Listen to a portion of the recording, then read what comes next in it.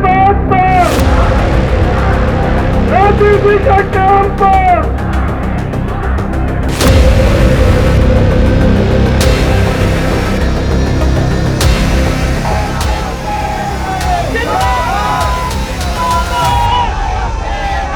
जब मैं देश में कैंपेनिंग कर रहा हूँ, चुनाव लड़ रहा हूँ, तो ये यहाँ मेरे लिए, मेरी मदद के लिए यहाँ अपना खून पसीना पूरा आपको दे रही है। इंदिरा जी के बाद अब अवसर आया है कि आप इस लोकसभा से आप सांसद नहीं बल्कि प्रधानमंत्री चुने जा रहे हैं। देखिए, सपने देखने पर कोई प्रतिबंध नहीं है।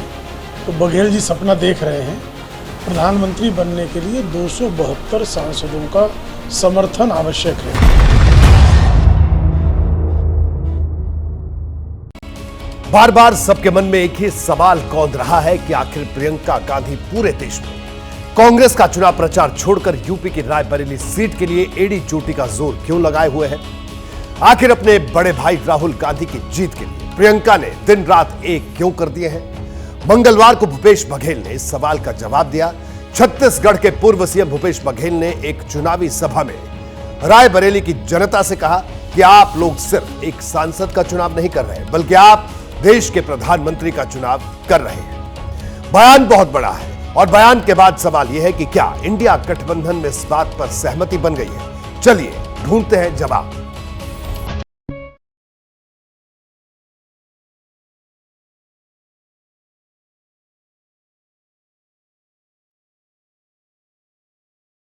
याद बस शायद ये कार्यकर्ता उस जमाने का, और ये हमेशा पापा जीप में दौरा। ये मुझे याद है, पापा अपने आप चलाते। ये भी फोटो है, पूरा का पूरा ऊसर जमीन था। आपकी स्क्रीन पर मौजूद ये कोई आम वीडियो नहीं है। राहुल गांधी और सोनिया का ऐसा वीडियो पहली बार सामने आया है। सोनिया गांधी और राहुल रायबरेली की यादों के वो पन्ने पलट रहे हैं जो गांधी परिवार के साथ रायबरेली के अटूट रिश्तों की गवाही बनकर मौजूद है। पहली बार आप रायबरेली कब गए? 81-82 शुरू किया काम। हम लोग जाते थे मेडिकल कैंप के लिए। बहुत सारे अच्छे डॉक्टर लोग थे वहाँ के, दिल्ली के, सेवा करने के लिए ये लोग हमेशा मदद करते थे।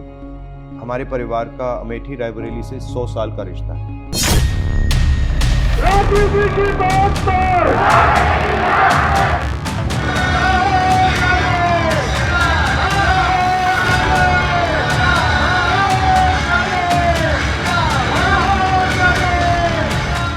गांधी परिवार की विरासत मानी जाने वाली रायबरेली सीट पर इस बार राहुल गांधी उतरे हैं और कांग्रेस रायबरेली के इस रण को जीतने के लिए एड़ी चोटी का जोर लगाए हुए है। उसी रणनीति के एक हिस्से के तौर पर ये वीडियो सामने आया है। एकदम एक्सेप्ट किया मुझे।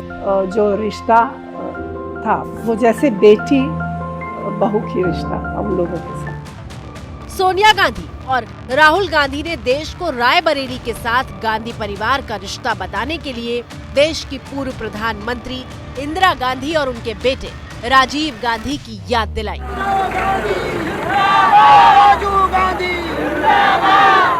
मांगने की जरूरत भी नहीं है। मैं 14 तारीख को आप सबको अपना वोट डालना चाहिए। 82 में पापा ने वहाँ बहुत विकास का काम किया, बहुत सड़कें बनी, ट्रांसफॉर्म हो गया हुआ। अमेठी बिल्कुल ट्रांसफॉर्म हो गया। रायबरेली में दादी ने विकास का बहुत काम किया था, तो रायबरेली अमेठी से थोड़ा आगे निकल गई। राहुल वादा कर रहे हैं कि जब भी अमेठी और रायबरेली को जरूरत होगी गांधी परिवार वहां मौजूद रहेगा। रायबरेली में जो वो दाल है, वहां पे दाल, अरहर की दाल, वो शायद कहीं दुनिया में नहीं मिलती है वैसी दाल। तो मेरे लिए ये दोनों कंस्टिट्यूएंसीज एक हैं।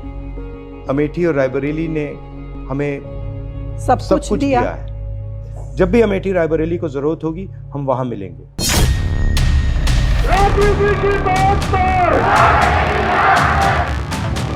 राहुल गांधी मां सोनिया गांधी की सीट रायबरेली से चुनाव लड़ने जा रहे हैं और बहन प्रियंका गांधी भाई की जीत सुनिश्चित करने के लिए पिछले कई दिनों से रायबरेली में ही डटी हुई हैं। मैं एक बात आपको बता सकती हूँ, बचपन से राहुल जी को अन्याय नहीं बर्दाश्त हुआ। बचपन में भी अगर खेलते खेलते कोई बच्चा किसी दूसरे बच्चे के साथ कुछ गलत बोल देता या अन्याय करता तो भैया लड़ पड़ते। भैया ने हमेशा जीवन भर न्याय की लड़ाई लड़ी है, कभी पीछे नहीं हटे हैं। ऐसा निडर व्यक्ति, ऐसा साहसी व्यक्ति, ऐसा दरिया दिल इंसान आपको पूरे देश में आप ढूंढ लीजिए, आपको नहीं मिलेगा, खास तौर से राजनीति में। बैटल ऑफ रायबरेली को लेकर कांग्रेस इतनी सीरियस क्यों है, इसका जवाब देने वाला पहला बयान मंगलवार को सामने आया है। अब सदस्य नहीं चुन रहे हैं और इंदिरा जी के बाद अब अवसर आया है कि आप इस लोकसभा से आप सांसद नहीं बल्कि प्रधानमंत्री चुने जा रहे हैं। भूपेश बघेल ने इशारों ही इशारों में राहुल गांधी को इंडिया गठबंधन का पीएम कैंडिडेट बता दिया है।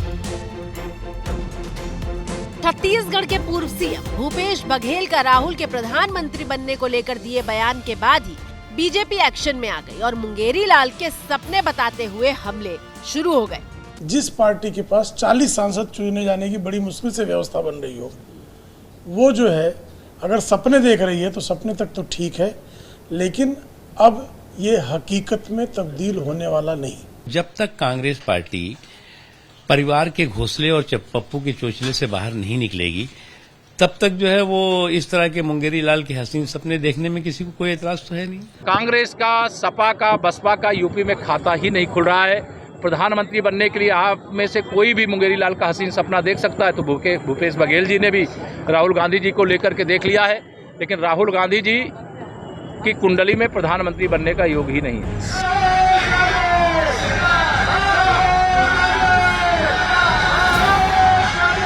पीएम चुनने वाले बयान पर बीजेपी का हमला करना जायज है, लेकिन इस बात में भी कोई शक नहीं कि कांग्रेस ने रायबरेली का मैदान जीतने के लिए पूरी ताकत के साथ फील्डिंग सजाई है। मिसाल के तौर पर ये वीडियो देखिए। रायबरेली रवाना होने से पहले राहुल गांधी के इंदिरा गांधी की स्मृति स्थल पर जाने की ये तस्वीरें सोशल मीडिया पर वायरल हुई थी। राहुल गांधी जब रायबरेली के लिए नामांकन दाखिल करने पहुंचे थे तो उनके साथ मां सोनिया गांधी से लेकर बहन प्रियंका और जीजा रॉबर्ट वाड्रा तक मौजूद थे।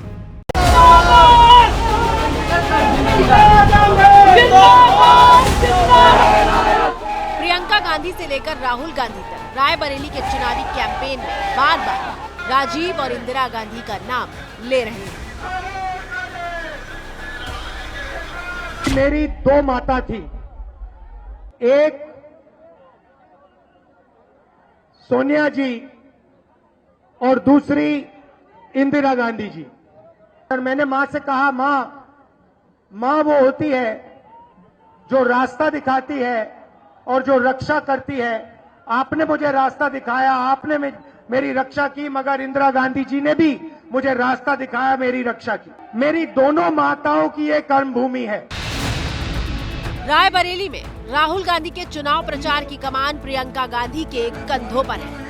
इसका मैं दिल से धन्यवाद करता हूं कि जब मैं देश में कैंपेनिंग कर रहा हूं, चुनाव लड़ रहा हूं, तो ये यहाँ मेरे लिए, मेरी मदद के लिए यहाँ अपना खून पसीना पूरा आपको दे रही है। दिल से बहुत बहुत धन्यवाद।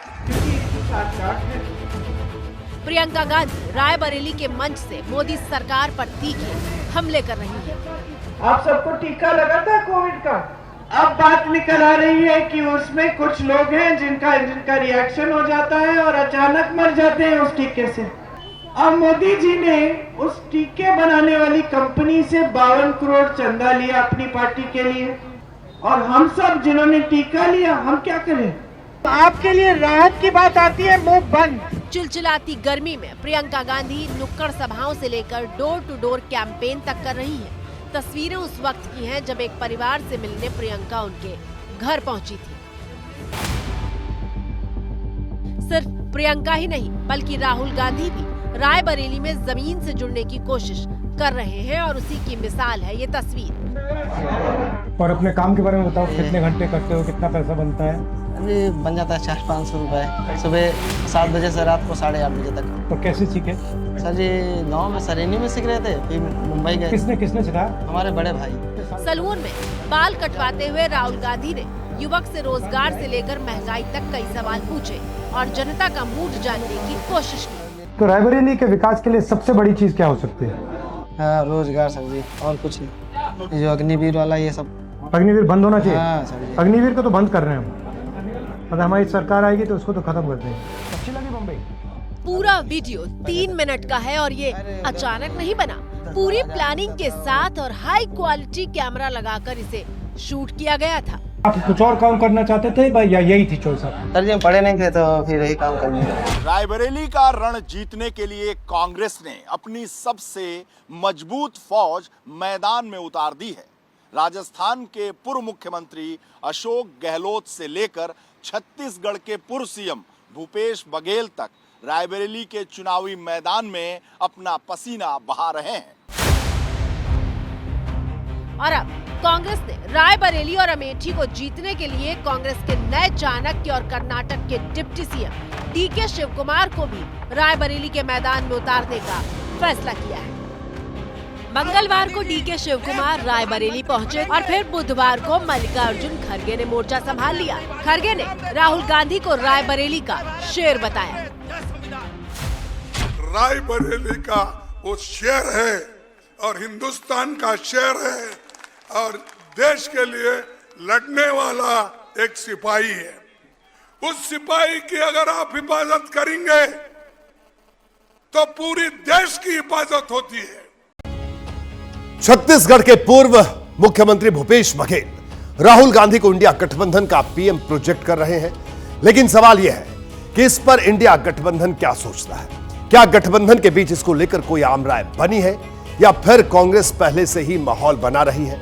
जवाब के लिए आपको अखिलेश यादव का वो बयान सुनवाते हैं जो उन्होंने राहुल की पीएम उम्मीदवारी वाले सवाल पर दिया है। जगह यूपी की राजधानी लखनऊ, मौका समाजवादी पार्टी और कांग्रेस की साझा प्रेस कॉन्फ्रेंस। अखिलेश यादव और कांग्रेस अध्यक्ष मल्लिकार्जुन खड़गे विरोधियों पर वार करने और सवालों का जवाब देने के लिए मंच पर मौजूद थे। इंडिया गठबंधन उत्तर प्रदेश में 79 सीटें जीत रहा है। अखिलेश यादव बीजेपी पर हमले कर रहे थे, लेकिन जैसे ही इंडिया गठबंधन में पीएम उम्मीदवारी को लेकर सवाल हुआ, उनका जवाब सुनिए। रायबरेली में कांग्रेस अभी नारा दे रही है कि आप रायबरेली से कांग्रेस के उम्मीदवार को नहीं जिताएंगे, बल्कि रायबरेली से आप प्रधानमंत्री दिल्ली भेजेंगे। नहीं, हम अपनी कोई स्ट्रेटेजी आपको नहीं बताएंगे, हमारा स्ट्रेटेजी का पार्ट है। अखिलेश यादव के गोलमोल जवाब ने इस बात पर मुहर लगा दी कि गठबंधन के बीच इस पर एक राय बिल्कुल नहीं है, और उधर एनडीए का कहना है कि कांग्रेस को ऐसे बयान देने से पहले अपने साथी दलों से पूछ लेना चाहिए था। चिराग पासवान रायबरेली से राहुल के चुनाव जीतने को ही मुमकिन नहीं बता रहे। सवाल ये है कि क्या वाकई राहुल गांधी के लिए रायबरेली का रण आसान नहीं है? वायनाड में इनका चुनाव कठिन है। इनके सामने इन्हीं के घटक दल के वरिष्ठ नेता के परिवार के लोग वहां से चुनाव लड़ रहे हैं। रायबरेली भी इनके लिए बहुत ज़्यादा कठिन है। ऐसे समय में ये बयान देना इनके लिए और ज़्यादा घातक हो जाएगा, क्योंकि जो कुछ दल तथाकथित इंडिया अलायंस में इनके साथ अब बचे हैं, संभवतः वो भी अब पल्ला झाड़ लेंगे। लंबी खामोशी के बाद आखिरी वक्त में कांग्रेस ने रायबरेली से राहुल गांधी के नाम का ऐलान किया था।